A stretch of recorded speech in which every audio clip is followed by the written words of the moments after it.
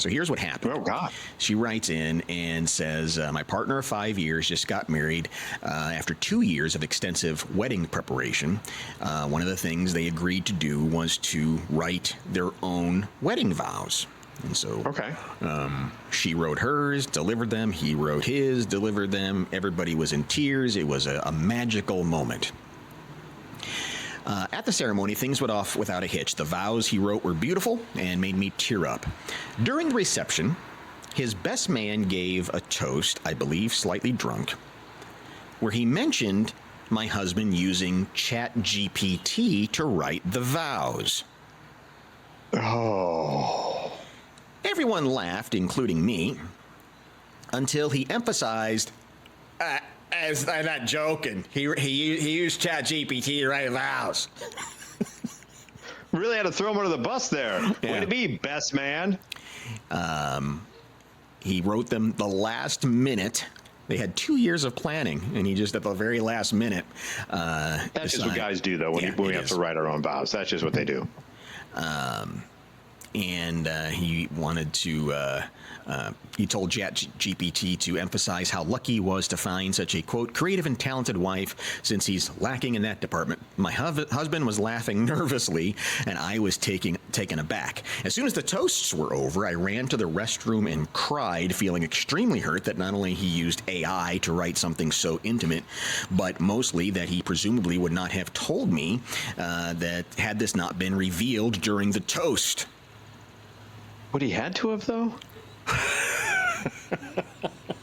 I'm just asking, if she loved him and thought they were great, I mean, he still had to type in what he wanted, right? He had to type in wedding vows for romantic wedding vows for, I don't know, creative, fun-loving, love of my life. And then it garbles out whatever it garbles out, and ChatGPT became his Cyrano de Bergerac there. He apologized, followed me to the bathroom, saying he just felt too overwhelmed to write them himself.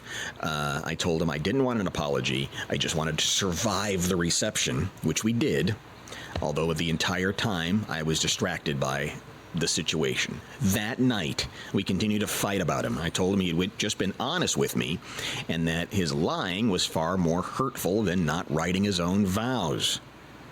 The best man texted and apologized. Holy crap, Susan, I'm so sorry. I don't know what I was doing. And he said that he assumed I knew that he used ChatGPT, or else he wouldn't have brought it up. Why would she assume that? Because you're an oaf? Right. That you can't figure out anything else to write? But now, after this blistering moment in her wedding, she's not sure about trusting this guy. She thinks that, everything he says now could very well be at risk of being a lie. Am I overthinking this? I feel I have a right to be upset, and I worry other things that he might keep from me in the future. I genuinely love him. I just don't know exactly what to do in this situation. What do you do in this situation? Oof. I mean, I get all of her points. Mm-hmm. They're very valid, and I understand. It could have been a situation where, in a panic, he, when forced to do something sometimes, would try to be able to take how you feel and put them into words is not something everyone is proficient in.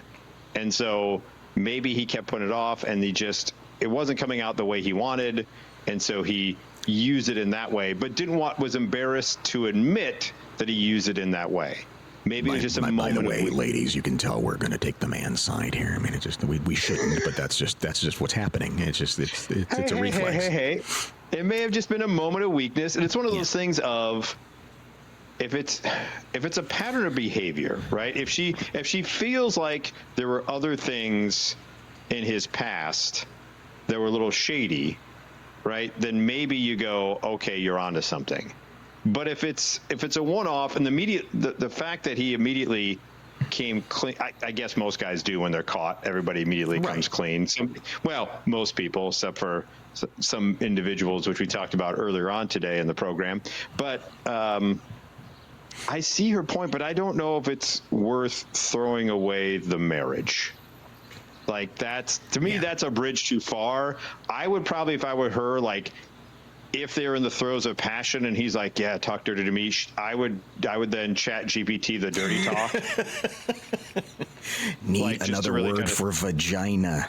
Quick. Yeah, just to kind of like stick it to him. Or Yeah. every card I ever write the inside of from here to perpetuity, I would chat GPT it. Yeah. And just to kind of get back to him and be like, oh, was that heartfelt? But be heartfelt? Oh, it's chat GPT. Now you know how I felt on the wedding day. Like that's one way to go about it. Yeah.